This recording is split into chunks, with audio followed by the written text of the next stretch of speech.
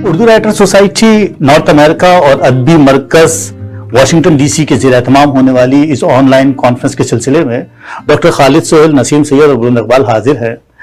ये सिलसिला पिछले 20 साल से चल रहा है नाज़रीन कराम, और आज देखिए 2 दहाइयों के बाद ऑनलाइन कॉन्फ्रेंस हो रही है और मुख्तलिफ मौज़ूआत पर। ये दोनों तंजीमें नॉर्थ अमेरिका में अपना एक अलग मुनफरिद मकाम रखती है। इन्होंने कई एक प्रोग्राम्स अदब के सिलसिले में कराए, सिर्फ मुशायरे ही नहीं बल्कि उर्दू अदब के तमाम तर मामलात, चाहे वो ज़बान के हवाले से हों या बैनुल-अक़वामी ज़बानों के हवाले से उसके रब्त के बैकग्राउंड में हों या फिर किताबों के हवाले से हो, मुख्तलिफ किस्म के ऐसे मौज़ूआत भी जो उर्दू अदब की सोसाइटी खुसूसन पाकिस्तान और हिंदुस्तान की जो माशी, समाजी, सियासी मसाइल हैं और उसका बराह रास्त अदब से क्या ताल्लुक़ है, इन मौज़ूआत पर एक तवील हमें फहरिस्त मिलती है इन ऑर्गेनाइजेशन की इन्वॉल्वमेंट की। मुना शहाब साहिबा, जिनका ताल्लुक वाशिंगटन डीसी से है, बहुत खूबसूरत शायरा हैं, और इरफान मुर्तज़ा बहुत खूबसूरत गज़ल और नज़म के शायर हैं। वो उर्दू राइटर सोसाइटी को पिछले 20 साल से खूबसूरती से पूरे नॉर्थ अमेरिका में ऑर्गेनाइज कर रहे हैं और खूबसूरत प्रोग्राम कर रहे हैं। आज के प्रोग्राम में हम गुफ्तगू करेंगे कि किस तरह से हिंदुस्तान और पाकिस्तान की सोसाइटी में एक फंडामेंटलिज्म का सिलसिला फैलता चला गया, चाहे वो सियासी हो या समाजी, चाहे वो मजहबी हो या उसका एक बड़ा पस मंजर हो। उस पूरे पस मंजर में अदब कहां खड़ा हुआ है, अदब पर क्या जिम्मेदारियां थी, क्या अदब ने वाकईतन अपनी जिम्मेदारी पूरी की या नहीं की, इस पूरे स्ट्रक्चर को हम तारीख के बैकग्राउंड में भी समझने की कोशिश करेंगे और आज भी कि क्या शक्ल बन रही है और मुस्तकबिल के हवाले से भी। मैं डॉक्टर खालिद सोहेल और मोहतरम नसीम सैयद आप लोगों को बहुत खुशामदीद कहता हूँ कि आप यहाँ तशरीफ फरमा है। हम गुफ्तगू का आगाज सरा पीछे से शुरू करते हैं, हम माजी में जाते हैं, थोड़ा सा इस पर खुलकर बात करेंगे कि आखिर क्या वजह हुई, किस तरह से। जब भी मैं डॉक्टर साहब पीछे दे जाता हूं, जब भी मैं जाता हूं 710 में चला जाता हूं, 1000 साल पीछे, तो नसीम आपी मैं देखता हूं कि हमारे तारीखी ताने बाने जाकर मिलते हैं मोहम्मद बिन कासिम से। अगर हम वहां से शुरू करें गुफ्तगू, बात मोहम्मद बिन कासिम से आती है। अब वो चाहे एक मिठास का रास्ता हो या तल्ख रास्ता हो, क्योंकि उस पर बड़े पॉइंट ऑफ व्यूज हैं, बड़ी कॉन्ट्रडिक्शन है, मगर गुफ्तगू मोहम्मद बिन यासिन से शुरू हुई। मोहम्मद बिन यासिन के जहाजों को मैं कहूंगा वो जो इंडस शोर पर आकर रुके थे और फिर वहां से वो सिलसिला आगे बढ़ा और गौरी आए और गजनवी आए, और उसके बाद हम देखते हैं कि एक सिलसिला मुगलिया दौर तक आता है और मुगलिया दौर से आगे निकलते हैं, हम देखते हैं अंग्रेज भी आते हैं, पुर्तगीजी भी आते हैं, फर्स्ट वर्ल्ड वार होती है, सेकंड होती है, और फिर कैपिटलिज्म और सोशलिज्म का सिलसिला आता है। हिंदुस्तान में एक तब्दीली नजर आती है, सोवियत यूनियन वॉर नजर आती है, अफगानिस्तान नजर आता है, तालिबानाइजेशन नजर आती है, और बात यहां तक आ जाती है कि बगौल कैसे पाकिस्तान में शरिया लॉ आ जाता है, बल्कि मैं कहूंगा ब्लास्फेमी आ जाती है। आप तो फेमिनिस्ट हैं, फेमिनिज्म आ जाता है कि उसके हवाले से एक नया नुक्ता नजर बनता है, और हम साथ ही साथ अदब की शक्ल भी देखते हैं कि वो एक तरफ डेवलप होती चली जाती है। आपको से शुरू करता हूं गुफ्तगू नसीम आपी, आप मुझे बताइएगा कि आपने तो लिखा भी है, आपका तो एक मौजू, आपकी किताब आई थी यूरोपियन कॉलोनिज्म के असरात क्या हुए नेटिव लैंग्वेज के ऊपर। नेटिव लैंग्वेज और कॉलोनिज्म का ताल्लुक तो हमेशा रहा, यूरोप में भी रहा और नॉर्थ अमेरिका में भी रहा, पाकिस्तान में भी एक शक्ल बनती चली गई। क्या वाकई में कोई डेवलप आपको नजर आया जब आपने इस पर बात की थी तो? हाँ बिल्कुल है।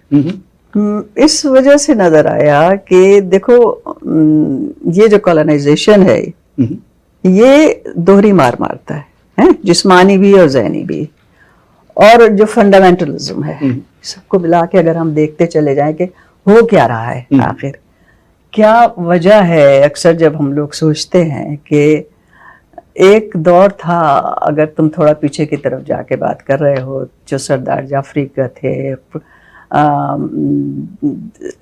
फैज अहमद फैज थे, अहमद नदीम कासमी थे, एक कहकशां थी पूरी, और वो सारे तरक्की पसंद लोग थे जो कि उनकी सोच के धारे एक थे।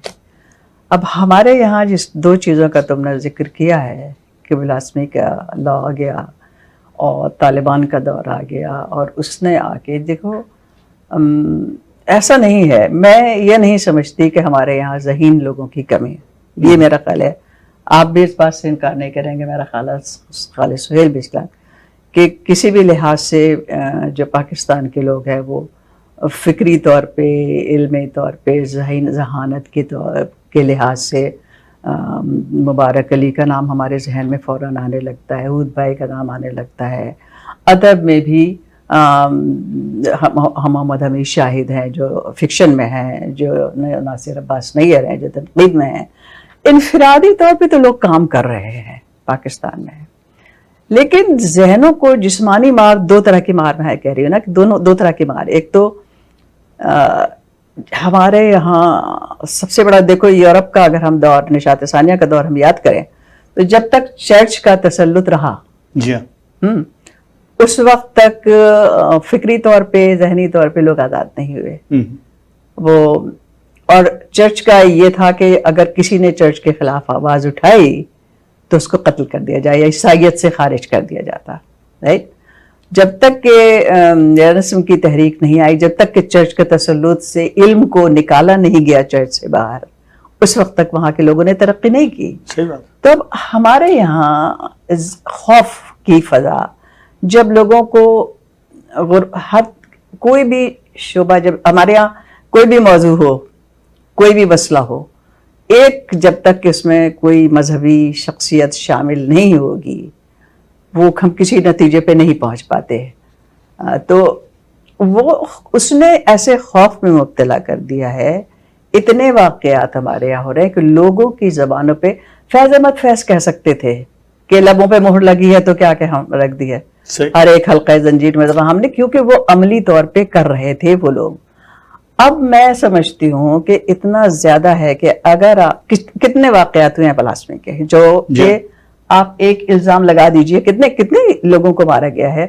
سب سے بڑی مثال تکلیف دہ یہ ہے کہ تعلیمی ادارے میں, مشال کا نام آپ کو یاد ہوگا, تعلیمی ادارے میں جہاں کے ذہنوں کو کھلا ہونا چاہیے, تعلیم یافتہ ہونا چاہیے, وہاں الزام لگا کے اسٹوڈنٹس پتھروں سے, اور ایک طالب علم کو مار دیں اور کوئی بچانے والا نہ ہو. سب سے بڑی بات یہ کہ یونیورسٹی ہے ڈاکٹر صاحب, آپ تو پشاور کے ہیں, یہ ولی خان کے والد عبدالغفار خان کی, سرحدی گاندھی کی, جنہوں نے پٹھانوں کے ہاتھوں میں بغول کیسے ان سے اسلحہ لے کر قلم دیا تھا, ان کے نام کی یونیورسٹی, جنہوں نے مذہبی ڈسٹنکشن کے ہمیشہ خلاف بات کی, جو ہمیشہ اہنسا کی باتیں کرتے رہے, ان کی یونیورسٹی, ان کے نام کی یونیورسٹی میں یہ قتل ہوا تھا. بالکل.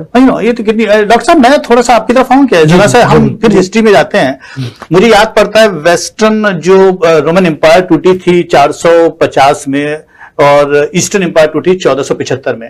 1000 سال کا عرصہ نسیم سید صاحبہ نے کہا کہ صاحب پورا کا پورا ہمیں نظر آتا ہے, ایک ڈارک ایریا نظر آتا ہے, کہتے ہیں کہ صاحب وہ پورا ڈارک ایریا تھا لٹریچر کا, لیکن اس کے بعد کے جو 600 سال آئے یعنی 2021 تک کے, اس وقت سے لے کر اگر ہم 100 گنے تو یہ سارے, اس میں ہم دیکھتے ہیں کہ صاحب رینیسانس آیا, ریفارمیشن ہوئی, پورا کا پورا کیتھولک چرچ کا ڈوگما ختم ہوا, یا ختم نہیں ہوا تو کم از کم کنٹرول میں آیا, اور ایک پوری کی پوری ہمیں گزروا ایک نیا پوری ایک اسٹیٹ بنتی ہوئی نظر آئی, فکر کی, سیاسی, سماجی, ہر لحاظ سے, صنعتی انقلاب, یہ وہ سب چیزیں ہمیں نظر آتی ہیں, اور ایک پورا کا پورا ریفارمیشن پروسیس نظر آتا ہے.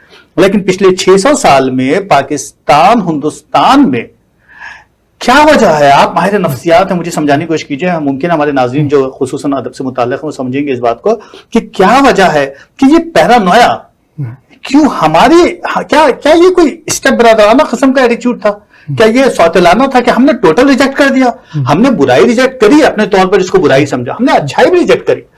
ہمارے یہاں اسلام میں ریفارمیشن نہیں آئی, چلیں بھائی ریفارمیشن آئے گی تو نیا ایک بغول کیسے فرقہ بن جائے گا کہتے ہیں. اچھا صاحب, ہمارے یہاں کوئی نیا بجروا فکر کا طبقہ ڈیولپ نہیں ہوا, ہمارے یہاں کوئی بھی چیز ایسی جو ریفلیکشن میں باؤنس کرنی چاہیے تھی نہیں ڈیولپ ہوئی, اور پھر ادب بھی کسی حد تک ہمیں کچھ سمٹایا نظر آیا. میں آپ سے بات کروں گا اس بارے میں کہ آیا کہ وکٹمائز تو نہیں ہو گیا. آپ کو کیا خیال ہے کہ نفسیاتی کیا وجہ بنی, ہماری پوری قوم کا ایک کلیکٹیو یہ جو ایک ریجیکشن آیا, کولیپس ہو گیا جیسے کہ ایک دم سے 6 سال میں. جی کیا دیکھتے ہیں آپ ڈاکٹر صاحب؟ دیکھیے بلند کمال صاحب, آپ نے جو موضوع چنا نا یہ بہت بھاری بھرکم ہے. تو میں سمجھتا ہوں کہ جو میں سمجھا ہوں کہ سیاست یا تاریخ کا حوالہ بہت ضروری ہے, لیکن اس کے پیچھے جو ہم ادب کی چونکہ بات کریں, یہ ادبی کانفرنس ہے, میں سمجھتا ہوں کہ ادب کو یہ ڈیفائن کرنا کہ ادب کا کیا رول ہے سوسائٹی میں, کیونکہ ادب, ادیب اور سماج, میں اس کو یہ ٹرائنگل دیکھتا ہوں. تو میں اپنے طور پہ کروں, جو میرا موقف یہ ہے کہ ادب کسی دور کا, کسی معاشرے کا, کسی سوسائٹی کا 2 طرح کا ادب ہے. ایک جس کو ہم ایک تفریحی ادب کہتے ہیں جو پیور انٹرٹینمنٹ کے لیے, دوسرا جو سنجیدہ ادب ہے، آپ اس کو ادب عالیہ کہیں، آپ اس کو وزڈم لٹریچر کہیں، تو میں نسیم سید کی بات کو آگے بڑھاتا ہوں کہ پاکستان ہندوستان میں اگر سن 1930 سے 1970-80 تک میں نے لندن میں ترقی پسند تحریک کی جو 50ویں سالگرہ تھی وہ میں نے اٹینڈ کی تھی. اچھا. تو یہ جو 50 سال ہے اس میں انہوں نے کہا وہ جو کہکشاں ہے، یہ جو لوگ تھے اس میں انہوں نے ذکر کیا علی سردار جعفری ہوں، فیض احمد فیض ہوں، باقی ظہیر کاشمیری ہوں، بہت سے ایک ناموں کی فہرست ہے، طویل فہرست ہے. یہ لوگ جو تھے یہ سنجیدہ ادب والے تھے. ان کا یہ موقف تھا ترقی پسند تحریک کا کہ ادب جو ہے وہ آزادی کی جد و جہد ہو، وہ نفسیاتی مسائل ہوں، وہ سماجی مسائل ہوں، وہ ہیومن رائٹس ہوں. مطلب ہے کہ جو پسا ہوا طبقہ ہے، جو عوام، جو مزدور ہیں، کسان ہیں، ان کی جد و جہد میں ادب جو ہے وہ ایک رول پلے کر سکتا ہے. اس کے مقابلے میں جو جدیدیت والے تھے وہ یہ کہتے تھے کہ ادب کا اپنا ایک معیار ہے، ادب کے اپنے ایک کرائیٹیریا ہے، ادب کو آپ سیاست پہ مت جوڑیں. وہ ان پر ایک طرح سے وہ تھے طنز کرتے تھے کہ آپ لوگ پروپیگنڈا کر رہے ہیں. مطلب سوائے فیض کے اکثر لوگوں کو، ترقی پسند ادیبوں کو، حتیٰ کہ منٹوں تک کے افسانہ نگار کو ترقی پسند ادیبوں نے وہ قبول نہیں کیا. وہ کرشن چندر کو کیا، ان کو نہیں کیا. تو میں سمجھتا ہوں کہ اگر ہم اردو ادب کی بات کریں تو اس میں یہ جو ترقی پسند تحریک تھی اس کے جو اس طرح کے جو وہ تھے ایک طرح سے ہیوی ویٹ میں ان کو کہتے ہیں، یہ جو ہیوی ویٹ تھے اس کے بعد وہ جو انٹینسٹی تھی، کیونکہ یہ لوگ میں سمجھتا ہوں صرف ادیب ہی نہیں تھے، دانشور بھی تھے. لیکن وہ جو چیز آہستہ آہستہ کم ہوئی. تو اب میں سمجھتا ہوں کہ سیاسی، جس کو آپ کہتے ہیں سیاسی ہو یا سماجی ہو، جو شدت پسندی ہو، دہشت پسندی، مطلب ہے کہ اس کا اتنا غلبہ آ گیا. اور جس سے نسیم سید کہہ رہی ہیں کہ جو ادیب ہے، ادیب اتنا خوف زدہ ہو گیا کہ اگر وہ سچ بات کہتا ہے تو اس کو یا جیل جانا پڑے گا یا اس کو قتل کر دی جائے گا، یا وہ، بلکہ ہم نے فراز اور فیض کو بھی دیکھا کہ وہ بیچارے لندن میں یا کینیڈا میں اس دور میں بھی یہ تھا، اور وہ ایگزائل میں تھے. تو میں سمجھتا ہوں کہ ہمارے ہاں وہ جو ادب، جو سنجیدہ ادب ہے اور جو ترقی پسند، ہم آپ اس کو نام دیں یا پروگریسو کہیں. دیکھیں آپ نے، میں نے پروگرام کیے جو ہم نے جو ان سرچ آف وزڈم میں ہم نے یہ بات کی کہ یورپ کے اندر، اگر ہم تھوڑا سا کمپیریزن کریں اسی دور میں، کہ یورپ کے اندر یہ جو، اگر آپ جان پال سارتر کو لے لیں یا البرٹ کیمو کو لے لیں، مطلب یہ لوگ تھے جو دانشور تھے، جنہوں نے اس لیول کا ایک آئیڈیالوجی، ایک نظریاتی گفتگو اور مکالمے کا آغاز کیا کہ لوگوں کو انوالو کیا. ہمارے یہاں میں سمجھتا ہوں جیسے ہماری یہ جو جدیدیت کی جو تھی، تو آہستہ آہستہ ہم نے وہ بھی کھو دی. ہم نے جو اپنا قاری تھا، جو پریم چند سے لے کر منٹو تک کا قاری تھا، وہ آپ کو رشید امجد اور انور سجاد اور یہ جو نا جو جدیدیت والے ہیں، ان کو وہ قاری نہیں ملے. حالانکہ میں ان کا بھی مداح ہوں، مطلب ادب کو انہوں نے بہت کنٹریبیوٹ کیا. لیکن اگر آپ سوسائٹی کے ساتھ کنیکشن بنا رہے ہیں تو میں سمجھتا ہوں کہ پچھلے 50 سال 30 سے 80 تک جو ہے ادب کے اندر ایک پورا زور ہے، ایک شور ہے، ایک جذبہ ہے، ایک انٹینسٹی ہے. لیکن پچھلے 50 سال میں یہ گریجولی ہم پیچھے ہٹ گئے، اور جو سیاسی اور جو معاشی وہ جو دباؤ ہے، ہم خوف زدہ ہو گئے. آپ اور میں یہاں بیٹھ کے کچھ باتیں کرتے ہیں، لیکن مجھے نہیں پتا کہ آپ اور میں اگر لاہور اور پشاور میں ہوں تو ہم اس طرح کی ان سرچ آف وزڈم کر سکیں یا نہیں. تو میں سمجھتا ہوں کہ ادیب کو، ٹھیک ہے، میں سمجھتا ہوں. مولانا نسیم سید، آپ مجھے بتائیے گا ایک بات جو مجھے یاد پڑتا ہے کہ یہ گفتگو شاید کبھی پیچھے ہم نے کی ہو. ابھی ڈاکٹر صاحب نے بات کی ادیب کی، میں ایک بار پھر ادب پہ آ جاتا ہوں. ادب کی شکل ہندوستان، پاکستان، خصوصاً پاکستان کے معاشرے میں جہاں سے براہ راست تعلق زیادہ ہے، وہاں ادب کی شکل جو ہم دیکھتے ہیں. پچھلے دنوں میں کتاب پڑھ رہا تھا ٹیری ایگلنٹن کی، وہ کیا ادب کیا ہے، تو وہ جو ایک اسٹرکچر پہ ہم بات کر رہے تھے کبھی کہ ادب کیا ہے. بیسیکلی ادب کی ڈیفینیشن ہم کسی قاری سے پوچھے تو وہ شاید آج کے دور کا قاری یہ بتاتے ہوئے بھی ہچکچائے کہ اس کو نہیں پتا کہ ادب کیا ہے، لٹریچر ہے کیا، اس کا رول کیا ہے. سوسائٹی ادب کو ریفلیکٹ کر رہی ہے یا ادب سوسائٹی کو ریفلیکٹ کر رہا ہے؟ ادب کے اندر معیار کیا ہے؟ ادب کا معیار کانٹینٹ ہے، ادب کا معیار اس کا اسکرپٹ ہے، اس کی مشکل لینگویج ہے، یا ادب کا معیار اس افسانے یا اس ناول یا اس نظم کا ایک افسانوی انداز ہے سوچنے کا کہ کتنے بڑے آپ تخیلاتی اور کتنے آپ زمین کے اوپر ہیں. تو ادب کا جو شیپ ہے، ادب کا جو اسٹرکچر ہے، ادب کی جو معنویت ہے، اس کی ڈیفینیشن کے اوپر اگر ہم جائیں اور چلیں ساری بحث ایک طرف کر دیتے ہیں، ٹیری ایگلنٹن صاحب کو ایک طرف کر دیتے ہیں اور سیدھا اس بات پر آ جاتے ہیں کہ ادب کا ایسنس اگر سوسائٹی کی ویلیوز کو ریفلیکٹ کر رہا ہے तो क्या सोसाइटी के वैल्यूज का तयन कौन करेगा? जो बायस बन रहा है, जो वैल्यूज हमारी हैं, वो तो खुद एक उसकी शक्ल बहुत ही एक्सट्रीम है, पोलराइज्ड है. हाउ वुड यू रिफ्लेक्ट, पूरे किस तरह से वो रिफ्लेक्ट होगा लिटरेचर के अंदर? क्या हम समझते हैं कि, मेरा सवाल बुनियादी तौर पर यही है कि क्या हम समझते हैं कि दोनों की वैल्यूज आपस में मैच करती हैं, कॉरस्पॉन्ड करती हैं? क्या हम कह सकते हैं कि अदब की ये वैल्यूज है, सोसाइटी की वैल्यूज है? क्योंकि सोसाइटी की वैल्यूज तो बहुत ही बहुत ही बायस है, क्योंकि मजहबी वैल्यूज भी हैं, समाजी वैल्यूज भी हैं, तहजीबी वैल्यूज भी हैं. वो सारी वैल्यूज मिलकर उसने एक सोसाइटी को एक अजीब शक्ल बना दी. एक अजीब शक्ल बना दी है, बिल्कुल ये कह रहे हो. और सब देखो ना, मैं समझती अदब क्या है. सॉरी कि सोसाइटी का ये काम ही नहीं है. हाँ सॉरी, अदब का ये काम ही नहीं है कि सोसाइटी का मलगज उठाए और फेंके उसको ले जाए. ज्यादातर अगर कोई एक रिसाला उठा लो, जी हाँ. वो रिफ्लेक्ट करता है कि सोसाइटी क्या सोच रही है, किस तरह सोच रही है, कौन से मज़ामीन मिल रहे हैं हमें, अफसाने का क्या मौजू है, शायरी है तो क्या है. भाई अदब क्या है? जो मैं सोच रही हूँ, जो मैं महसूस कर रही हूँ, जो तुम महसूस कर रहे हो वही लिखोगे ना, जिस तरह सोच रहे हो. हम जो सोच रहे हैं, जो ऐसा कैसे है, मेरी नहीं समझ में आता. कि जैसे कि हमारे यहाँ अदलिया का निज़ाम देखो. अभी एक वक्त ज्यादा शायद तुम्हारा नल, एक बच्ची है दुआ देहरा, जिसका के केस बड़ा पूरी दुनिया में ये चल रहा है.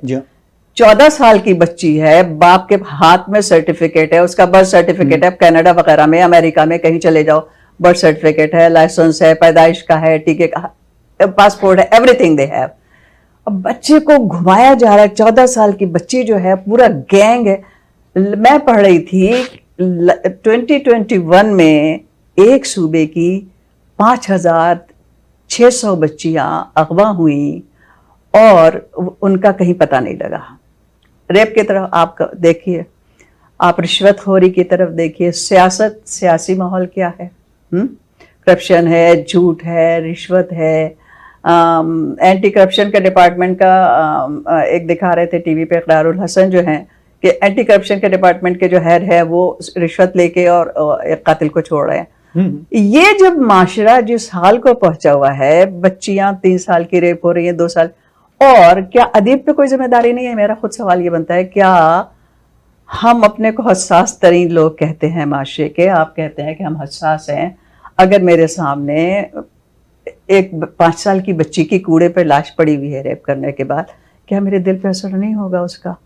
लेकिन खौफ ने, मेरा ख्याल ऐसा नहीं कि लोग हसास नहीं हैं, ऐसा नहीं है कि बोलना नहीं चाह रहे हैं, ऐसा नहीं कि महसूस नहीं करना चाह रहे हैं, लेकिन जो बोलेगा उसको उठा लिया जाएगा. फौज का किरदार क्या है? हम यहाँ बैठ के तो कह सकते हैं ना कि हम लोग देख नहीं रहे हैं, हमारी समझ में नहीं आ रहा है. जो हमारे सियासतदान हैं उनका क्या उनका क्या है? तो अगर आप आवाज़ उठाएंगे, अगर अपने अफसाने में खुल के नहीं कर सकते, जो लोग बात कर भी रहे हैं वो बहुत दबे दबे लहजे में कर रहे हैं. ये जो मजहब का खौफ है कि अगर आपने ज़्यादा ज़रा भी चूं चढ़ा, एक लफ्ज़ भी अगर कहा, यहाँ का, मैंने ये किताब जो लिखी है, यहाँ क्या वजह है कि आज ये राइटर्स जो हैं, इन्हीं के मुंह पे बैठ के मुखातिब करके गोरों को कह रहे हैं कि तुम ही हो ना वो सफ़ेद कौम जिसने कि हमारे घरों में घुस के हमारे घरों से हमें बेदखल किया, हमारी ज़मीन में तुमने कब्जा किया. मुखातिब करके कह रहे हैं. थॉमस किंग जो है खुल के लिख रहे हैं. क्यों? क्योंकि कानून का प्रोटेक्शन हासिल है. अगर आप किसी भी मौजू पे बात करें, आपको यहाँ ये नहीं होगा कि आपकी ज़बान काट दी जाएगी, आपको उठा के जेल में डाल दिया जाएगा.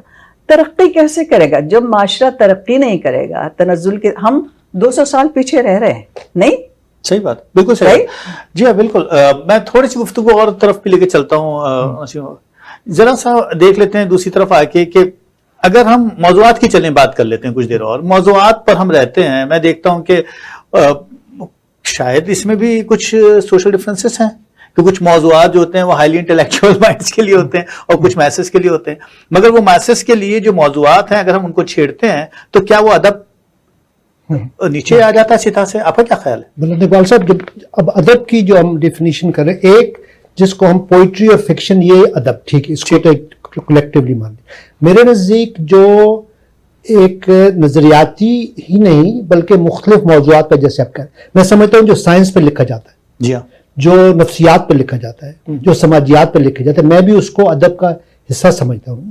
مطلب ہے جو ویسٹ میں اگر جو ڈارون نے لکھا بایولوجی وہ بھی ادب کا حصہ ہے, جو فرائڈ نے لکھا, جو کارل مارکس نے لکھا, مطلب یہ سنجیدہ ادب ہے. اس کے لیے ایک میں اپنے طور پہ اس کو ہوم ورک کہتا ہوں کہ آپ ذہنی طور پہ کسی چیز کو ایک مسئلہ ہے تو ایک تو مسئلہ یہ نا کہ آپ نے اس کو بیان کر دیا, وہ ایک جرنلسٹک ہے, وہ ایک جرنلسٹک پرفارم.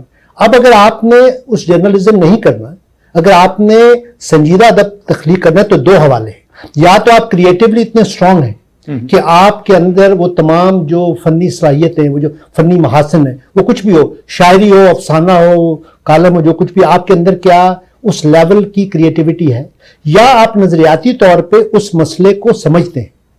میں یہ سمجھتا ہوں کہ جب ہم ویسٹ کا مطالعہ کرتے ہیں کہ جب ہم بات کر رہے تھے کہ اگر چاہے وہ لیفٹ کا ہو یا رائٹ کا ہو, ان لوگوں نے نظریاتی طور پہ اتنا ہوم ورک کیا کہ اگر ہم ایگزسٹینشلزم کی بات کریں, ہیومنزم کی, مطلب یہ جو فیمنسٹ موومنٹ, ہم نے 10 پروگرام ان پہ کیے کہ بلند اقبال صاحب یہ جو خواتین تھیں جو ویسٹ کی جنہوں نے فیمنسٹ موومنٹ کو ایک طرح سے اتنا مہمیز دیا, ان میں سے ایما گولڈمین ہے تو وہ انارکسٹ ہیں, سیما دی وہ ہیں تو وہ سوشلسٹ ہیں, کوئی ہیومنسٹ ہیں, مطلب تو جو فیمنسٹ وہ فیمنسٹ تو تھیں لیکن اس کے ساتھ ساتھ وہ کئی اور نظریاتی سماجی سیاسی حوالوں سے ان کے ساتھ جڑی ہوئی تھی.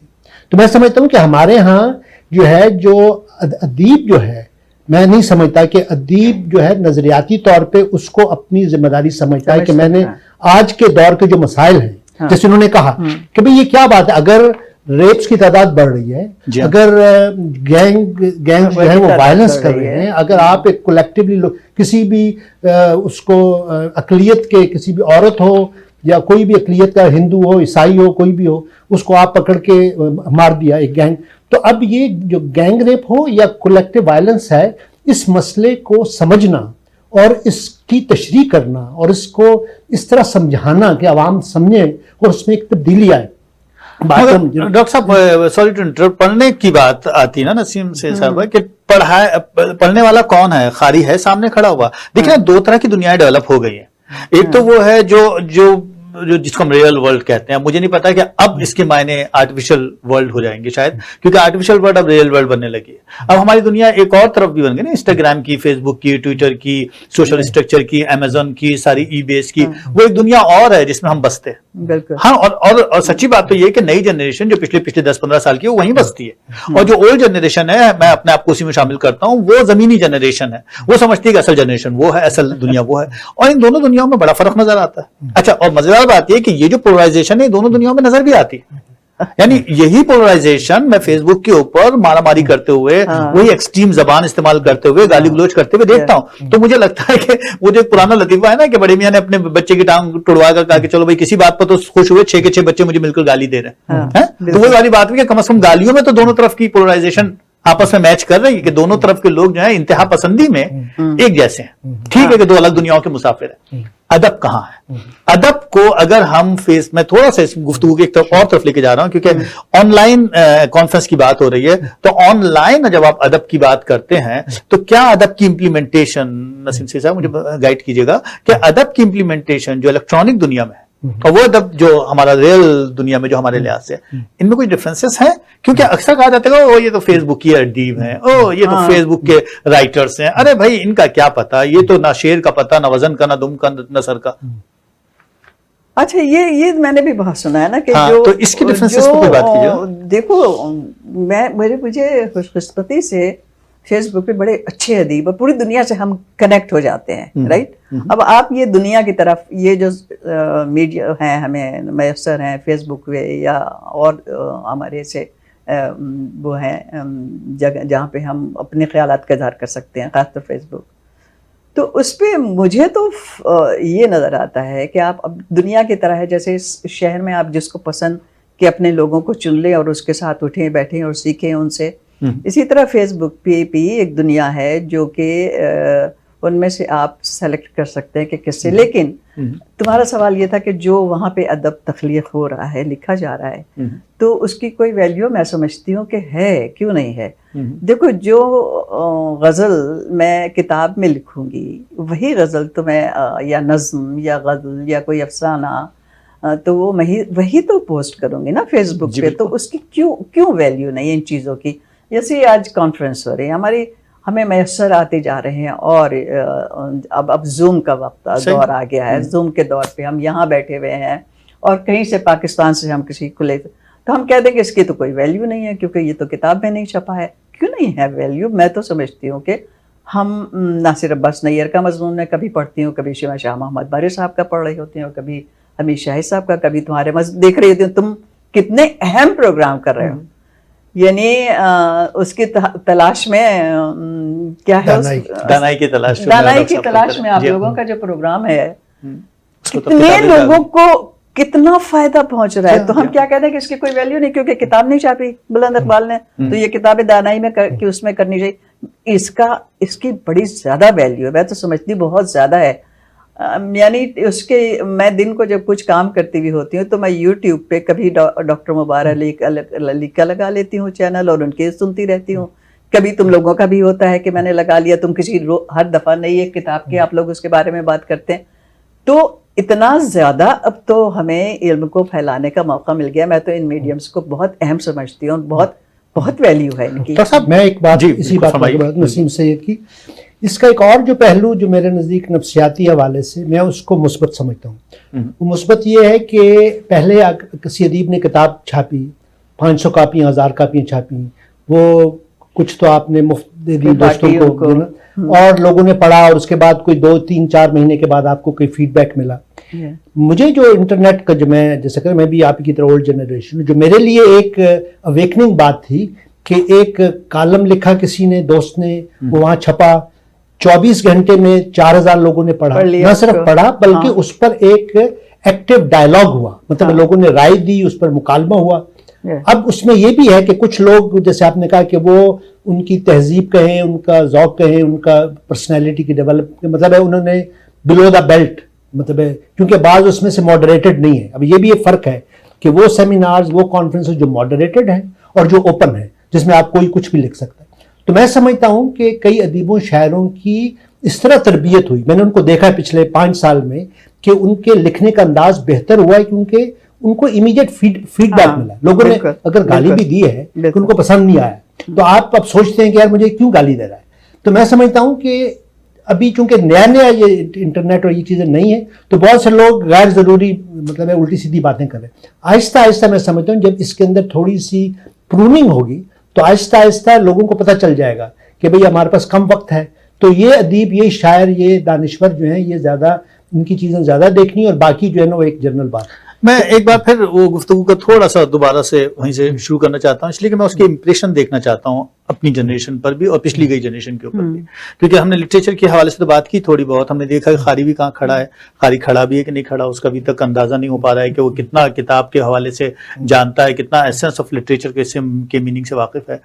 مگر میں دوسری طرف یہ بھی سوچ رہا تھا کہ اگر ہم ان جنرل دیکھیں کہ آخر ادب کے معیارات تو اپنی جگہ ہیں, مگر جو سمجھنے والا قاری ہے جو نارتھ امریکہ میں ہے, جیسے کہ اب یہ ہم اردو رائٹرز کی بات کر رہے ہیں اس وقت, جو نارتھ امریکن انسٹیٹیوشن ہے, یا پھر یہ ادبی مرکز ہے مونا شہاب صاحبہ جس کو آرگنائز کرتی ہیں, جو رورا ہے اس کی, یہ ہماری جو 2 جنریشن ہے پچھلی, میں کہوں گا 3 جنریشن جو نارتھ امریکہ میں پائی جاتی ہے, ان پر کچھ ینگس کے اوپر کچھ آپ کو لگتا ہے کہ واقعتاً کوئی امپریشن ڈیولپ ہو رہے ہیں؟ کیا واقعی آپ کو نظر آ رہا ہے, یا یہ وہی جنریشن ہے جو ادھر سے مائگریٹڈ آئی ہے, جو سو کالڈ لوزر ہے اور ناسٹیلجیا کا شکار ہے اور ادب سے جڑی ہوئی ہے؟ Let be very clear on open. میرا نہیں خیال کہ دیکھو یہاں جو ہمارے بچے ہیں پاکستان میں بھی, میں نہیں سمجھتی کہ نئی جنریشن کو ہم کیا کہہ رہے ہیں, ہم کیا لکھ رہے ہیں, اتنا زیادہ ان کو اب تو یہ دکھائی دیتا ہے کہ جس کی ایک ہماری جو نئی جنریشن میں جو لکھ رہے ہیں, زیادہ تر غزلیں لکھی جا رہی ہے, زیادہ تر مشاعروں میں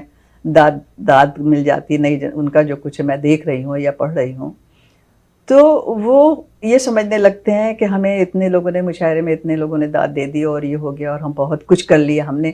جو ایک سیکھنے سکھانے, جیسے تمہارے پروگرام میں تمہیں اندازہ ہوگا کہ کون سی نسل جو ہے اس کو زیادہ ٹچ کر رہی ہے. بہت ویلیبل ہے. مجھے تو لگتا ہے کہ پاکستان ہندوستان کی نئی جنریشن جو پچھلے 10-20 جو 80 کی دہائی کے بعد کی جنریشن ہے وہ ایک اور طرح کے کنفیوژن میں ہے. وہ ایک اور طرح انہیں بہت سی چیزیں کلیئر نہیں ہے کیونکہ انہیں جو پڑھایا گیا جو سکھایا گیا وہ خول کیسے. ڈاکٹر صاحب میں اب اپنے تجربے سے بات جی بالکل. اب آپ سب جانتے ہیں کہ میں ہم سب پہ لکھتا ہوں. جی اب میں خود جانتا ہوں کہ ہم سب پہ جب میں ادب کے بارے میں لکھتا ہوں, اگر میں ادبی مطلب مرید نیازی سے ملاقات یا مجید امجد مطلب وہ تقریباً 2000 لوگ پڑھتے ہیں, ٹھیک ہے. اس کے مقابلے میں جب میں ہیومنزم اس کی بات کرتا ہوں تو 3-4 ہزار پڑھتے ہیں. لیکن جب میں نفسیاتی مسائل پہ بات کرتا ہوں کہ آپ کا اپنی بیوی کے ساتھ کیسے تعلق ہے, آپ بچوں کی تربیت کیسے کریں, آپ کے گھر کے اندر جو ایک خانگی وہ ہے ڈپریشن انزائٹی, آپ بلند اقبال صاحب آپ حیران ہوں گے, میں وہی رائٹر ہوں لیکن جب میں ان مسائل پہ بات کرتا ہوں جو ان کی ڈے ٹو ڈے مسائل ہیں, ان کو پاگل پن ہے, مطلب ہے وہ ہاسپٹل گئے اور وہ آؤٹ آف کنٹرول ہو گئے, ان کو دوائیاں دی, آپ حیران ہوں گے کہ وہاں پر تو جو رسپانس آتی ہے مجھے پرائیویٹلی اتنے لوگ اتنے, اور وہ نوجوان ہیں, مطلب آپ حیران ہوں گے بلند اقبال صاحب پچھلے 1 مہینے میں 4 گے لوگوں نے مجھے کہا کہ ہم شادی شدہ ہیں اور ہم گے ہیں اور ہم اپنی بیوی کو اپنے گھر والوں کو نہیں بتا سکتے, آپ ہمیں بتائیں کہ اب ہم کیا کریں, ہمیں اس مصیبت. تو میں سمجھتا ہوں کہ ادب کا کوئی بھی شاخ ہو, کوئی بھی صنف, اگر وہ لوگوں کی دکھتی رگ پر اگر آپ ان کے جو روزمرہ کے مسائل ہیں, ان کی زندگی کے مسائل ہیں اور ان کی زبان میں نے خود 5 سال میں لکھنے کا انداز بدلا ہے, میں نے خود عام فہم زبان میں تاکہ زیادہ سے زیادہ لوگ پڑھ سکے. ڈاکٹر صاحب وہ بات بہت پریکٹیکلی سمجھ میں آتی ہے, بڑی سیمنٹڈ بات ہے, مگر نسیم صاحبہ میرا مسئلہ ایک اور جو تھا وہ اس لیے بھی تھا, اس ریزن کے لیے کہ جو پولرائزیشن وہاں سے یہاں ڈیولپ ہو رہی ہے, جو نئی جنریشن یہاں آ رہی ہے, جو 2 مختلف ڈائریکشن میں جا رہی ہے, جن کو ان کے جوابات نہیں مل رہے ہیں. جیسے نئی جنریشن ہے وہ بہت زیادہ religious, that's fine for us, like religion is not a bad thing, the best form of a bad thing, مگر کہیں وہ سوسائٹی سے کٹ آف تو نہیں ہو رہے ہیں, کہیں وہ گھیٹوس میں تو نہیں جا رہے ہیں, کہیں وہ اپنی دنیا الگ تو نہیں بسا رہے ہیں, کہیں وہ مین اسٹریم سے تو نہیں نکل رہے ہیں. یہ ایک نئی دنیا کا سفر ہے, تو نئی دنیا کے ساتھ بھی سفر کیا جا سکتا ہے, یا بالکل ایسے ہی پولیٹیکل اسٹرکچر کے اندر شامل ہونا ضروری ہے. لیکن ہم دیکھتے ہیں کہ ہماری نئی جنریشن تو کیا ادب یہاں رول پلے کر سکتا ہے اس طرح سے, کیا ادب جو ہے وہ کوئی نئی شکل ڈیولپ کر سکتا ہے اس نئی جنریشن کے لیے, یا وہ بیچارے ابھی الف بے پے کے اوپر یہاں کے جو میں نے تقریباً 1.5 سال تک پاکستان پوسٹ میں مجھ سے جب ان لوگوں نے عامر وغیرہ نے کہا کہ آپ لکھیے, تو میں نے کہا بھائی میں پالیٹکس پہ نہیں لکھوں گی, میرا کوئی انٹرسٹ نہیں ہے, لیکن میں نے یہ کہا کہ میں لڑکیوں کے اور عورتوں کے انٹرویو کرنا چاہتی ہوں کہ جب آپ یہاں آ کے زیادہ تر تم نے دیکھا ہوگا, میرا خیال ہے کہ 85% فیملیز جو ہیں وہ بچوں کو اپنے ہی مطابق رکھنا چاہتی ہیں, کہ جو وہ تھے, جس طرح وہ سوچتے تھے, جو وہ پہنتے تھے. کنگسٹن میں ایک فیملی تھی, ان کی بچی جو تھی وہ گریڈ 5-6 میں ہوگی اور اس کو پہننے کی اجازت نہیں تھی پینٹ, تو وہ اپنی شلوار کو جب جم کلاس ہوتی تھی تو وہ اونچا کرتے کرتے کرتے اس کو شارٹس کی طرح بنا دیتی تھی. اور میں نے پھر اسکول کے پرنسپل کا انٹرویو کیا, میں نے عالیہ ہاکبن جو سوشل سروسز کی ڈائریکٹر تھی ان کا انٹرویو کیا, بہت سارے انٹرویو بہت سی لڑکیوں کے تھے. اتنے ایشوز ہیں اتنے, کیونکہ یہاں ادب سے کیا تعلق ہوگا ان کا اردو سے. تو پاکستان میں بھی آپ یہ دیکھیے کہ میرے گھر کے اپنے خاندان کے بچے اب اردو نہیں بول رہے ہیں, تو ہم جو یہ ادب کھیل رہے ہیں, یہ اس کی جو فکر ہم کو ہے, یہ بالکل میرا تو خیال ہے کہ منظرنامہ بدلنے والا ہے. یہ ہمارے ہی دور تک ہے یہ چل رہا ہے, کیونکہ اب جو پاکستان کی نئی جنریشن جو آ رہی ہے وہ اس کا اردو سے کوئی, ہمیں میر پڑھتے تھے, ہمیں غالب پڑھایا جاتا تھا, ہمیں ذوق پڑھایا جاتا تھا, ہم لوگ کرتے تھے نا, ان سے کسی سے کوئی واسطہ نہیں ہے. وہ تو ناموں سے بھی واقف نہیں ہے. ہاں, ناموں سے بھی واقف نہیں ہے, ناموں سے بھی واقف نہیں ہے وہ. تو ادب کیسے وہ یہاں کی ممکن ہے کہ وہ لٹریچر میں یہاں شامل ہو جائیں. یہاں جو لکھنے والے بچے ہوں گے ہمارے مشاعروں سے اور اس سے ادب سے اور ہماری کہانیوں سے, میری کوئی کتاب میرا بچہ نہیں پڑھ سکتا ایک بھی. تو وہ یہ میں نہیں سمجھتی کہ ہمارے ادب کو یہاں کی جنریشن سمجھ سکے گی یا تراجم بھی اگر وہ پڑھے گی تو ہمارے پاس کوئی ایسی چیز نہیں ہے ان کو بتانے کے لیے کہ ہاں دیکھو ہم نے یہ کام کیا. تو وہ سن کے وہ فخر محسوس کریں گے یا خوشی ہوں گے یا لرن کرنا چاہیں گے کہ ہم بھی اس طرح کا. ہاں تم اس میں انڈیویجولی لوگ کام کر رہے ہیں, جیسے کہ تم لوگوں کا کام ہے, ڈاکٹر صاحب کا کام ہے جو نفسیاتی پہلو کو ٹچ کر رہے ہیں, اور نئی نئی کتابوں کو مغرب میں کیا آ رہا ہے وہ متاثر کرا رہے, وہ ویلیوبل ہے. لیکن میں شاعری کر رہی ہوں, غزلیں لکھ رہی ہوں بیٹھی بھی صبح سے شام تک, تو سوسائٹی کو اس کی امپریشن ویسے ڈال. آپ کیا مولانا کہتے اقبال ہیں صاحب یہ عرض کر رہا تھا کہ یہ جو لہر ہے, مطلب ہم پاکستان کو یا ہندوستان کو دنیا سے علیحدہ کر کے نہیں دیکھتے. تو 1980 سے جو یہ لہر چلی, کرسچن فنڈامنٹلزم, جوش فنڈامنٹلزم, مسلم فنڈامنٹلزم, اس کے بعد ہندو فنڈامنٹلزم, تو مطلب 40 سال پہلے کوئی مجھے کہتا ہے کہ جی ڈونلڈ ٹرمپ جیسا شخص پریزیڈنٹ بن گیا یا مودی جیسا بن گیا, مطلب بالکل ہم امیجن نہیں کر سکتے کہ یہ ہائٹ پہ, یہ لیول پہ پہنچ گئے, ان کو اتنی مقبولیت ہے, اور یہ لوگ ان کو, تو نفسیاتی طور پہ میں سمجھتا ہوں کہ یہ جو اس اینڈ دیم کا ہے, چاہے وہ ادب میں ہو, سیاست میں ہو, اور اس کا ایک اور جو ہم ادب کی بات کر رہے ہیں, میں اس کا ایک اور رشتہ جوڑنا چاہتا ہوں بلند اقبال صاحب, وہ درسی کتابوں سے. آپ اگر پاکستان کی درسی کتابیں دیکھیں کہ وہاں پر ہیروز کون ہیں, جیسے آپ نے کہا نا, بات اب صرف محمود غزنوی تک نہیں رہی, اب کتابوں کے اندر اسامہ بن لادن تک کو ایز اے ہیرو پیش کیا جا رہا ہے. یہ جو ہے نا, اور بڑا سٹل ہے, آہستہ آہستہ. تو میں سمجھتا ہوں کہ جب آپ نوجوان بچوں کو یا بچیوں کو اس طرح کی کنڈیشننگ ہے, ریلیجس, کلچرل, سوشل کنڈیشننگ ہے, اس کے بعد جب وہ ٹین ایجرز ہوتے ہیں تو وہ آلریڈی اس سوچ کا حصہ بن چکے ہوتے ہیں. تو میرے نزدیک ہمیں پورا, بلکہ میں ان کا جو انہوں نے بھی ذکر کیا پرویز ہود بھائی کا, اس لیے میں ایک مدعا ہوں کہ وہ وہاں بیٹھ کر انہوں نے یہ کہا کہ سائنس کی کتاب کو آپ آیت سے کیوں شروع کر رہے ہیں؟ جب آپ نے فزکس پڑھانی ہے تو اس کے پیچھے آپ آیتیں کیوں لگا رہے ہیں؟ آپ اسلامیات میں, ہمیں یہ نہیں ہے, ہم تو سیکولر لوگ ہیں, کہ آپ مذہب پڑھیں, آپ دینیات پڑھیں, آپ اسلامیات جو بھی پڑھیں, لیکن آپ سائنس کو, نفسیات کو آپ مذہب کے ساتھ مت جوڑیں. ایک سائنس کی جو دنیا ہے وہ بالکل ایک منطقی, ایک انالیٹیکل, ایک پروگریسو اس سوچ کی ہے. تو میں سمجھتا ہوں یہ ایک بدقسمتی ہے کہ آپ جو ہے سائنس کی کتاب بھی, نفسیات کی کتاب بھی آپ بغیر ریلیجس ریفرنسز یا جسٹیفیکیشن کے نہیں پڑھ سکتے. محترم نسیم سعید, مجھے بتائیے گا پلیز یہ کہ کس قدر لگتا ہے آپ کو, کئی فیکٹرز ہیں میری نظر میں, تو ایسا لگتا ہے مجھے کہ صاحب اس میں پولیٹیکل پارٹیز بھی شامل ہیں, اگر ہم پولیٹیکل فنڈامنٹلزم پر جائیں, چلیں کسی حد تک دونوں کو ملا لیتے ہیں, اس میں پولیٹیکل لیڈر بھی شامل ہیں, کرائزمیٹک لیڈر بھی شامل ہیں, اس میں نیشنل انٹرنیشنل بھی کہوں گا میں, اسٹیبلشمنٹ بھی شامل ہے, اس میں اور تمام فیکٹرز بھی, جیسے کہ ڈاکٹر صاحب نے بھی پوائنٹ آؤٹ کیے.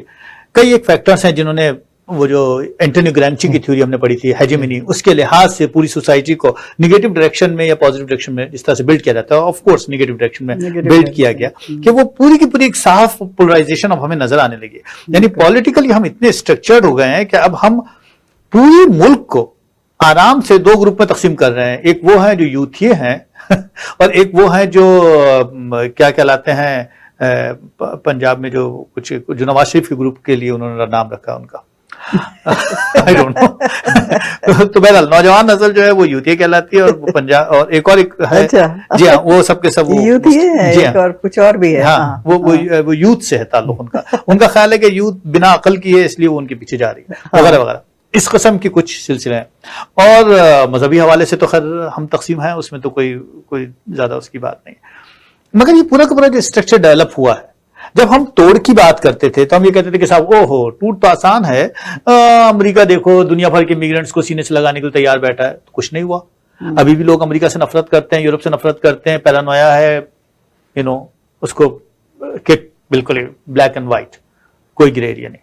ہم نے کہا نہیں صاحب اسلام امن کا مذہب ہے, مذہبی اعتبار سے اس کو نیوٹرلائز کرنے کی کوشش کرتے ہیں, کچھ نہیں ہوا. یہاں پر لوگ ابھی بھی وہی ایک پوائنٹ آف ویو ہے, وہی آپ لاکھ نعرے لگائیں. آپ ہندوستان چلے جائیں, ہندوستان جو ہے وہ ایک بہت بڑا وسیع وہ ہے ملک ہے, اور نہ صرف یہ بلکہ ان کا مذہبی اعتبار سے بھی ان کے بڑے ڈائمینشنس ہیں, اور سارے کچھ بھی نہیں ہوا, وہی ہندوؤں کے لیے نفرتیں. تو ہم نے دیکھا کہ کوئی بھی چیز جو ہے وہ اپنا رول نہیں پلے کر پائی. پھر ہم ادب کی بات کرتے ہیں کہ صاحب ادب کرے گا, اور پھر ہم ادب کے حوالے سے بھی تھوڑا سا اب تک کی گفتگو میں کم از کم میں دیکھ رہا ہوں کہ ہم ادب کے معاملے میں بھی ویریبلٹی کا شکار ہیں. ہمیں نہیں پتا کہ ادب کی سطح کس پوری سوسائٹی کو اسٹرکچر کو، جبکہ ادب کے اندر انٹرسٹ، ادب کے اندر انٹلیکچوئل لیول کے ڈفرینسز، ادب کے اندر کانٹینٹ کا ڈفرینس، ادب کے اندر جنریشن کے فرق وہ سامنے ہے. سولوشن آپ کو نظر آتا ہے کہیں سے؟ آپ کو لگتا ہے کہ کہیں سے کوئی میچ بنتا ہوا نظر آ رہا ہے؟ نہیں. تو اس کے اندر ڈائیورسٹی ہونی چاہیے، بالکل ہونی چاہیے. تو کس طرح سے سولوشن، کس طرح سے ہم اس پورے معاملے کو کس طریقے سے دیکھیں؟ جیسا کہ ڈاکٹر صاحب نے کہا کہ نصاب کہاں بدل دیا جا رہا ہے، اس بچوں کی ذہنی تربیت کیسے ترقی کریں گے؟ 100 سال ہو گئے ہم لوگوں کو، 100 سال سے زیادہ ہو گئے. کہاں کھڑے ہوئے؟ آپ موسیٰ سے مارکس تک شامل کر دیں گے کتاب ہاں، میں؟ موسیٰ سے مارکس تک کورس میں شامل کرے گا؟ آپ مارکس ہاں نہیں کریں گے ہم جو ڈاکٹر صاحب نے جدھر اشارہ کیا ہے یہ بڑا اہم اشارہ ہے. اور حیرانی یہ ہوتی ہے کہ آخر ہمارے جو عوام ہے، جو لوگ ہیں، جو افراد ہے، جو معاشرہ ہے، جو قوم ہے، وہ کیوں نہیں سوچ رہی ہے کہ فنڈامنٹلزم کا یہ حال ہے. جس شعبے میں اٹھا کے دیکھو، رشوت کا اٹھا لو، اغوا کا دیکھیے، ریپ کا دیکھیے، اور جس طرف وہ کہتے ہیں نا ایک اونٹ تیری کون سی کل سیدھی، جس پہ بھی ہاتھ رکھو، جس شعبے پہ بھی ہاتھ رکھو، ہم یہ فخر نہیں محسوس کر سکتے کہ ہم نے یہاں پہ یہ کام کر کے دکھایا. نہیں، کسی بھی طرف نہیں. تو اس کا ذمہ دار کس کو ٹھہرائیں ہم؟ وہ جو کہ نصاب تیار کر رہے ہیں، جو لوگوں کے ذہنوں کی تربیت. اب آپ دو چیزیں ہیں، ایک میڈیا ہے آپ کا، ہے بڑا میڈیا اہم رول ادا کرتا ہے. یہاں جو مارننگ شوز ہوتے ہیں اس میں کوئی ٹاپک ایسا نہیں ہے، چاہے وہ جنس کے حوالے سے ہو، چاہے وہ رنگ کے حوالے سے ہو، چاہے مذہب کے حوالے سے ہو، جس پہ کھل کے بات نہ ہوتی ہو تو لوگوں کے ذہن کھلتے ہیں.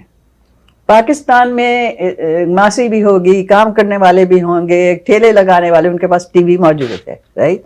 اچھا، مارننگ شوز ہوتے ہیں ہمارے. مارننگ شوز میں کیا ہوتا ہے؟ بال کیسے لمبے کیے جائیں، رنگ گورا کیسے کیا جائے، کپڑے.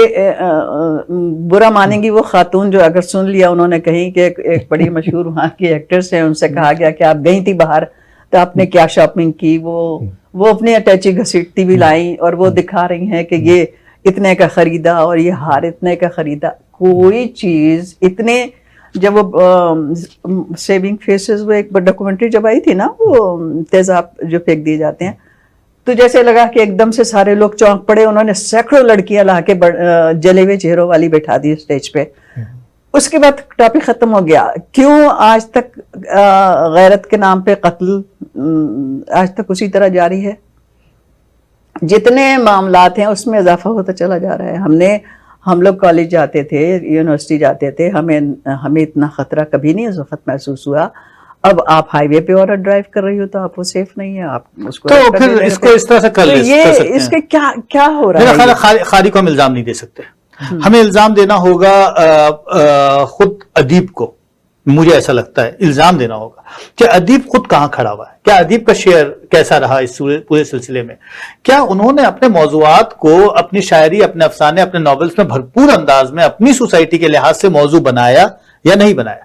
کیوں نہیں انہوں نے سیاسی، مذہبی اور ان تمام موضوعات کو جس کو انہیں بنانا چاہیے تھا اور آؤٹ آف وے جا کے، کیونکہ ان کی سوسائٹی کو اس وقت ان کی ضرورت تھی، تو وہ اپنے ادبی شہپاروں میں ان میں لگے ہوئے تھے، ان فلسفوں میں لگے ہوئے تھے جن کو سوسائٹی نے کہیں سے بھی اس کی سوسائٹی کی ڈیمانڈ پوری نہیں ہو رہی تھی. آج اگر سوسائٹی ان کو اٹھا کر باہر پھینک دیتی ہے تو انہیں کمپلین کرنے کی ضرورت نہیں. اس کے ساتھ ساتھ آپ یہ بتائیے مجھے کہ ایک سیاسی مجمع کے لیے لاکھوں لوگ اکٹھا ہو جاتے ہیں، جس میں وہ فضل الرحمان صاحب جو ان کا سب سے بڑا، ان کے پاس جو پاور ہے لوگوں کا، ان کے مدرسے کے بچوں کا.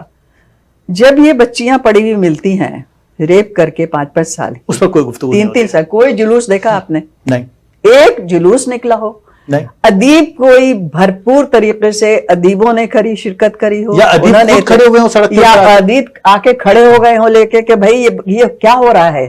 آخر ہمارے بچے، بھائی ہمارے بچے ہیں نا، یہ جو اغوا ہو رہی ہیں بچیاں، ہماری جنریشن کے پاس علم نہیں، تعلیم نہیں، ہمارے جنریشن کے پاس کھانے کو نہیں ہے، ہماری جنریشن محفوظ نہیں ہے، ان کی بچیاں اغوا ہو رہی ہیں، بچیاں ریپ کر کے پھینکی جا رہی ہیں. کیا ادیبوں کی ذمہ داری نہیں ہے؟ وہ کیا کسی اور دن وہ غزلیں لکھتے رہے؟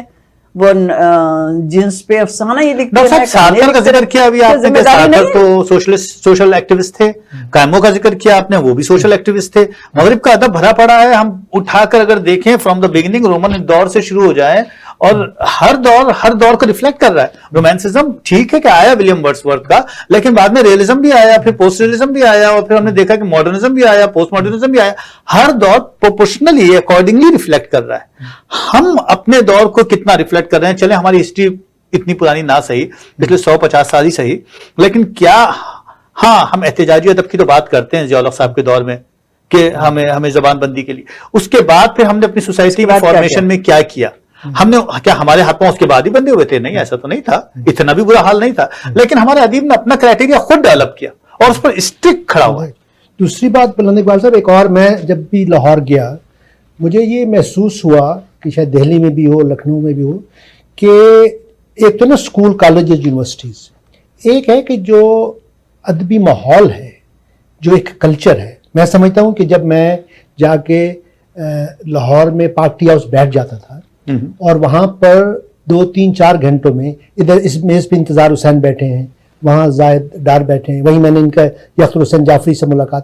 مطلب ہے کہ وہ آپ کی جب آپ ان کی گفتگو سنتے ہیں، جیسے آپ کے والد صاحب سے میں جا کے ملتا تھا، کیونکہ ان کی جو باتیں ہیں اس کے اندر جو وزڈم ہے، مطلب ہے 1 گھنٹہ ہمارے طرح شاعر سے 10 کتابیں پڑھنے سے زیادہ.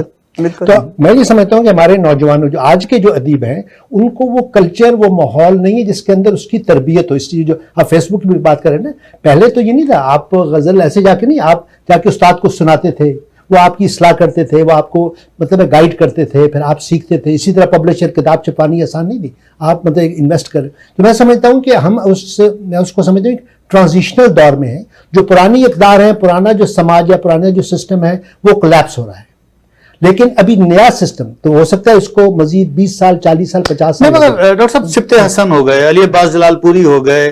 دیکھیں نا، یہ وہ لوگ تھے جنہوں نے ہماری، میں تو اپنے آپ کو بھی خوش نصیبوں میں شامل کرتا ہوں کہ کچھ فاؤنڈیشن کی، کہ ہمیں چند کتابیں ان کی پڑھنے کو مل گئی. لیکن بدقسمتی دیکھیے کہ پچھلے 20 سال سے، میں تو اس کو بدقسمتی کہوں گا، ہو سکتا ہے کہ ہمارے لوگ کچھ اور پوائنٹ آف ویو رکھتے ہوں گے. مولانا اسرار احمد صاحب نے فرمایا 10,000 سال پہلے مسلمان کی شکل میں انسان پیدا ہوا تھا. ہومو سیپینس کا یا جو ڈنڈاس کا جو 7 ملین سال کا پرانی پورا اسٹرکچر ہے، وہ سارا کا سارا 2 منٹ کے اندر نئی نسل کے ذہن سے کھینچ لیا گیا، کیونکہ وہ ان پہ انفلوئنس کرتے ہیں. ان کے اثرات بہت وسیع ہیں. مولانا طارق جمیل نے اپنی پوری سائنٹیفک تھیوری دے دی کہ صاحب حوروں کی لمبائی اور چوڑائی اتنی ہے. ہاں دیکھیے نا. اچھا، ادب کے اندر بھی کچھ نام مشکل میں ڈال دیتے ہیں. ہاں، کچھ نام مشکل میں ڈال دیتے ہیں. اشفاق حسین صاحب بانو قدسیہ نے جو ہم کو روحانیت پڑھائی اور اس کو جس طرح سے سائنس سے انٹرمنگل کیا، اس سے سائنس کی ٹانگیں کانپنے لگی، جسے کہتے ہیں نا کانپے ٹانگنے لگی، کیونکہ وہ اسٹرکچر ایکسیپٹیبل نہیں ہے. اس میں کسی بھی قسم کی کوئی بھی اگر زمانے کو بات کر رہا ہے یا کہیں پہ کمپرومائز کر رہا ہے تو وہ زیادتی کر رہا ہے. اس کا کانسیپٹ کلیئر نہیں ہے، اس کا مطلب سائنس کے اوپر. تو اس قسم کا جب ذہن ڈیولپ آپ کریں گے، یا ذاکر نائک صاحب فرمائیں گے کہ مذہب اسلام دنیا کا سب سے صحیح اسلام ہے، مذہب ہے، باقی سارے فالٹی مذہب ہے، اور اس میں سے کچھ نکال لیں گے چیزیں ایسی جو سوسائٹی کو پولرائز کر دے گا. ہندوستان میں پہلے ہی پولرائزیشن نریندر مودی کی وجہ سے آ چکی ہے. اب اوپر سے آپ مذہبی اعتبار سے اور اب سب سے بڑی بات ادب کے اعتبار سے گوپی چند نارنگ رحلت فرما گئے. بہت بڑی شخصیت تھے، جن کی وجہ سے، جن کی چھتر چھایا سے ایک فیلنگ تھی کہ ایک بہت بڑا ادیب جو ہندو مذہب سے تعلق جن کا ہے بہرحال، لیکن وہ اس سے بالا تر تھے. وہ چیز ہمارے ہاتھ سے نکلتی چلی جا رہی ہے. یہ دیکھیں 1-2 نام رہ گئے اب ہمارے ارد گرد. تو کہنے کا مطلب یہ ہے کہ ایک ڈاکٹر مبارک علی ہیں شاید، جو بیچارے ڈاکٹر مبارک علی ہیں جو مستقل جی ہاں تاریخ پر لکھ رہے ہیں، لیکن ان کی کتابیں ہمارے نصاب میں تو کبھی شامل نہیں ہوئی. انہوں نے جو 2 قومی نظریہ پڑھایا وہ ہمیں نہیں ملا، ہمیں 2 قومی نظریہ ملا کچھ اور طرز کا. تو کہنے کا مطلب یہ ہے کہ یہ جو سوسائٹی کی ڈویژن ہوئی، اس میں اب پچھلے 20 سال کے اندر، چلیں چھوڑ دیجئے جو جنریشن یہاں آئی وہ ہو سکتا ہے کہ ایک نئی شکل میں ڈیولپ ہو جائے، لیکن جو ہماری جنریشن ہے جو آپ سے اور ہم سے متاثر ہونے لگی، وہ خول کیسے کہ ہم نے کچھ پروگرام کیے تو انہوں نے بیٹھ کے کسی کتابیں تک لکھ ڈالی، کیونکہ وہ سمجھ رہے تھے کہ کنفیوژن دور ہو رہی، چیزیں کلیئر کٹ ٹرانسپیرنٹ فارم میں آ رہی. تو وہاں جو باہر بیٹھے ہیں ہم اور آپ وہ تو ٹھیک ہے, ان کے کسی حد تک پارشلی انفلوئنس ہو بھی جائیں گے, لیکن جو وہاں بیٹھے ہیں وہ ہیں اصل فاؤنڈیشن, کیونکہ وہ سن آف سوائل ہیں یا وہ وہاں پر ابھی تک جڑے ہوئے ہیں. وہاں مجھے کوئی شکل نظر نہیں آتی ہے, معاف کیجیے گا 30-40 سال کے پچھلے عرصے میں مجھے بدقسمتی سے شاید ہی کوئی شخص ایسا نظر آتا ہے جو اتنا ہی ٹرانسپیرنٹ ہو جتنا کہ فیض صاحب کے زمانے کے لوگ نظر آتے ہیں. نہیں بالکل بھی نہیں. اب تو جی ڈاکٹر صاحب تو کیا سوری آخری لائن رہ گئی, کیا ادب وکٹمائز ہو چکا ہے؟ میں چاہتا ہوں یہ پچھلے آخری 10 منٹ میں ہم اس کو گفتگو کر لیں کہ کیا ادب پولرائزیشن کا شکار ہو چکا ہے, کیا ادب خود مذہبی اور سیاسی فنڈامنٹلزم کے اندر غرق ہو چکا ہے؟ بالکل. میں تو سمجھتی ہوں کہ ڈاکٹر صاحب شاید ابھی تفصیلی بات کریں گے, اور اس کی بہت ساری مثالیں ہیں, مگر ڈاکٹر صاحب آپ ضرور بات کیجیے پہلے. دیکھیں بلند اقبال صاحب, ہم یہ بات کر رہے ہیں کہ چونکہ میڈیم چینج ہو رہا ہے تو وہ جو کتاب کا تھا نا, مطلب ہے آپ نے خود کہا کہ کتاب سے بات جب فیس بک پہ آ گئی, جب ٹویٹر پہ فلانا فلانا, مطلب ہے کہ لوگوں کو اب جو کیا ٹک ٹاک ہے یا جو ڈرامے ہو رہے ہیں چھوٹے, مطلب لوگوں کا اٹینشن سپین کم ہے, تو اب یہ ایک چیلنج ہے کوئی بھی ادیب ہے, شاعر ہے, دانشور ہے, کوئی بھی سماج, کہ وہ کس طرح اپنی بات کو اس طرح آرٹیکولیٹ کرے, اس طرح پریزنٹ کرے کہ جو آج کا انسان ہے اس کے ساتھ وہ جڑے, اس کے ساتھ اس کا ایک کنیکشن بنے, اور جو وہ بات کر رہا ہے وہ ایک میوچول اس کے اندر ایک ڈسکورس. تو میں سمجھتا ہوں کہ جو ڈائلاگ ہے وہ فنڈامنٹلزم اس کو کم کرتی ہے. مطلب ہے میں جب گیا تھا یونان تو میں نے خاتون سے پوچھا, اس نے کہا کہ جو ڈیموکریسی ہے وہ یونان میں پیدا ہوئی. تو میں نے کہا آپ ڈیموکریسی کی کیا ڈیفینیشن کرتی ہیں؟ تو انہوں نے کہا کہ where there is dialogue there is democracy. جب وہ مونولوگ بن جاتا ہے تو یا وہ سرمن بن جاتا ہے مولوی کا, یا کسی کا لیکچر ہے, تو ان کو انگیج کرنا سارا چیلنج ہم سب کے لیے, کیونکہ اگر یہ کانفرنس میں یہ پریزنٹ ہوگا کہ جتنے ادیب شاعر ہیں, جہاں تک زبان ہے, بلند اقبال صاحب اردو زبان اور انگریزی زبان کا مقابلہ کریں. ہم بات کریں نا کہ اردو زبان میں آپ سیکشولیٹی پہ, فیمیل سیکشولیٹی پر ایک مہذب طریقے سے گفتگو نہیں کر سکتے. جو ہمارے الفاظ ہیں وہ نہیں ہیں, مطلب ہے وہ یا گالی ہیں یا وہ بہت ہی اور اتنے مشکل ہیں. تو میں سمجھتا ہوں کہ یہ ہم سب کی ایک مشترکہ, یہ اگر ادیبوں کی کانفرنس ہے, یہ ایک مشترکہ ذمہ داری ہے, سماجی ذمہ داری ہے کہ ہم آج کے مسائل کو آج کی زبان میں, آج کے انداز میں پیش کریں, تاکہ جو اگلی جنریشن ہے اس کو ہم اپنے طور پہ اٹریکٹ کریں, اور ان کو ایک جو ایک سوشل ایک طرح سے رسپانسبلٹی ہے اس میں ان کو شریک کریں. ٹھیک ہے, یہ بات بڑی اچھی ڈاکٹر صاحب نے بتائی, اور میرا خیال ہے کہ بڑی اہم بھی ہے سننے والوں کے لیے بھی. اور یہ بات یوں بھی اہم ہے کہ یہ میرا اپنا تجربہ بھی ہے کہ پچھلے چند مہینوں سے میرے ساتھ کئی ایک گروپ ایسے کانٹیکٹ میں آئے, پختونخوا سے میرے ساتھ ایک ڈاکٹر شہزاد ہیں آج کل, انہوں نے مجھ سے کہا کہ ڈاکٹر صاحب میں آپ سے کچھ سوال کرنا چاہتا ہوں, آپ مجھے اس کے جواب دیجیے. میں نے کہا 5 سوال کیجیے, جیسے 5 نمازیں پڑھی جاتی ہیں, اور ان 5 سوالوں سے کہ میں 5 جواب دے دوں گا, اور میں آپ کو ریلیجیسلی آنیسٹلی جواب دوں گا 5, اس میں کسی بھی قسم کا کوئی بھی میں کمپرومائز نہیں کروں گا. تو وہ مجھے 5 سوال مجھ سے کرتے ہیں اور میں نے 5 جواب دیتا ہوں, اور اس طرح سے ہم نے مختلف اہم موضوعات پہ گفتگو کی. مگر جو بات میرے سمجھ میں آئی, جو میرے سیکھنے کی ہے, وہ یہ کہ ہم جیسا بھی آپ نے فرمایا نا کہ ٹی وی چینلز کھولتے ہیں, گفتگو دیکھتے ہیں, تو ہمیں اندازہ ہوتا ہے کہ صاحب سوال جواب کیا چل رہے ہیں. یہ بات بڑی مطلب ڈس اپوائنٹنگ ہے کہ ہم ابھی تک اس معاملے پہ اٹکے ہوئے ہیں کہ ہمیں پاؤں جوڑ کے نماز پڑھنی ہے, ہمیں سورۃ الفاتحہ مؤذن کے بعد پڑھنی ہے, ہمیں کھیرا کس طرح کاٹنا ہے, ہمیں کیلے کیسے چھیلنے ہیں, ہمیں کس طرح سے قطار کراس کرنی ہے. ابھی ہم ان بیسک سڑک کراس کس طرح کرنی ہے, ابھی ہم ان بنیادی اصولوں پر ہی پھنسے ہوئے ہیں, وہی سوال جواب ہمارے چل رہے ہیں. وہی حقی صاحب کہتے تھے ایک دفعہ, کہنے لگے کہ ابھی تک ہم سوئی کے ناکے پر یہ بحث باقاعدہ کتنے فرشتے بیٹھ سکتے ہیں. جی ہاں, یہ بھی ہم سوال جواب کر رہے ہیں. تو مجھ سے کسی صاحب نے پوچھا بلکہ سوال کہ بلند صاحب آپ مجھے بتائیے کہ کتاب جو ہم پڑھتے ہیں اور جو ہم الیکٹرانک بک پڑھتے ہیں, اس میں کیا ڈفرینسز ہیں؟ میں نے ان سے کہا کہ بھائی بہت ڈفرینس ہے.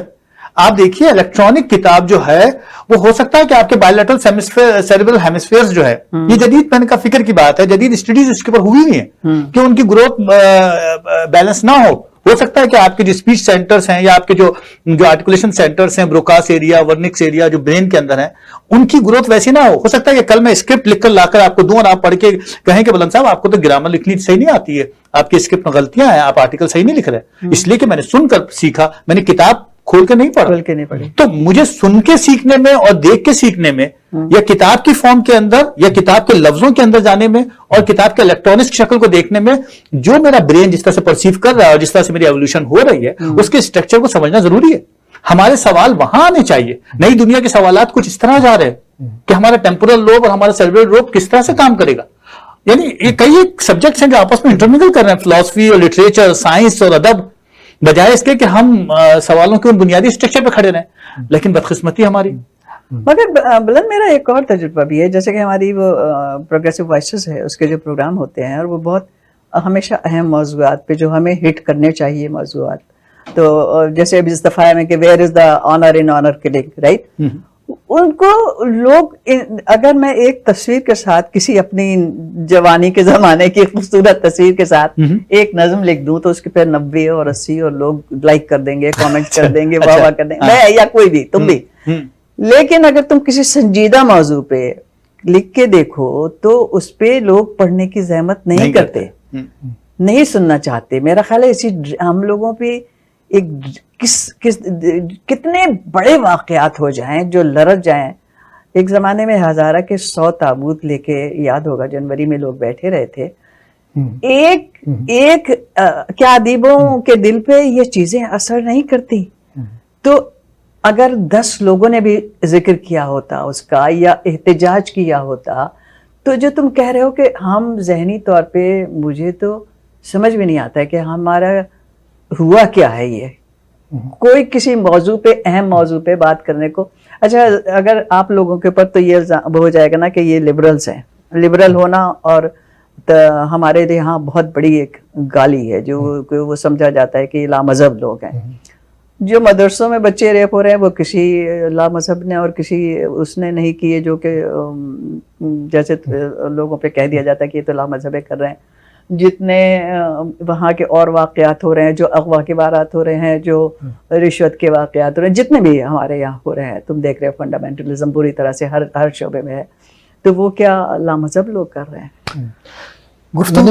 آخر میں جو مجھے یہ لگتا ہے کہ اگر میں سمجھتا ہوں کہ فنڈامنٹلزم اور ایک پروگریسو سوچ کا جو بنیادی ایک ہے کہ یا آپ ایک بلائنڈ فیتھ کو سپورٹ کریں آپ رٹا لگا کے, یا آپ بچے کے اندر, نوجوان بچہ ہو یا بچی, اس کے اندر ایک تنقیدی سوچ, ایک تحقیقی رویہ, ایک اپنے طور پہ سوچنا, اپنے طور پہ سوچنا اگر بچے میں پیدا ہو تو وہ پھر ایک سوال اٹھاتا ہے. بات یہ ہے کہ ہمارا جو معاشرہ ہے وہ جوابوں کو زیادہ پسند کرتا ہے, وہ بھی مقدس جوابات. اس کے مقابلے میں جو سوال کرنا ہے, میں سمجھتا ہوں کہ یہ جو پیغمبر بھی تھے, پیغمبر بھی اپنے دور کے تو مطلب وہ تھے, مطلب انہوں نے سوال کیا, انہوں نے چیلنج کیا. تو میں یہ سمجھتا ہوں کہ تنقیدی سوچ, تحقیقی سوچ, چاہے وہ سائنس ہو, چاہے فلسفہ ہو, چاہے ادب ہو, اس کا بنیادی کردار یہ ہے کہ وہ عوام کو جگاتا ہے, عوام کو انسپائر کرتا ہے, عوام کو ایک بہتر انسان بننے کی ترغیب دیتا ہے.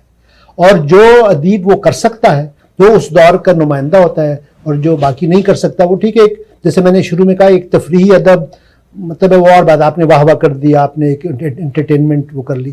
تو بارہ میں سمجھتا ہوں کہ حالات اس لیول پہ آ گئے ہیں کہ اب اس طرح کی جو اس وجہ سے آپ نے جب بلایا اور خاص کر نسیم سید بھی آ رہی تھی, تو میں نے کہا یہ اچھی گفتگو اگر سیمینار میں پیش ہو جائے کہ ادیبوں کو ایک اپنا سیلف ریفلیکشن کہ ہماری سماجی اجتماعی ذمہ داری کیا ہے.